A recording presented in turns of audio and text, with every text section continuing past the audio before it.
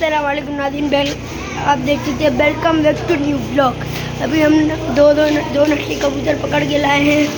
गाय तो बहुत अच्छी नस्ल के हैं। गाय ये हादी भाई हैं, हादी भाई आए करो आए। और गाय ये हमारा छोटा भाई शहीद भाई आए करो आए।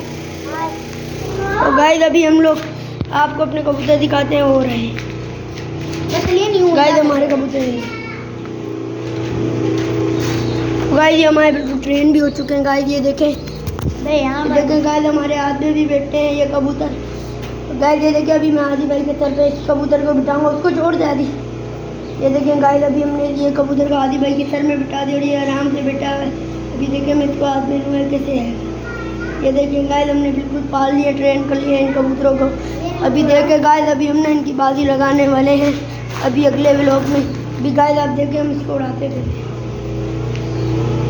Guys, please subscribe for me new vlog.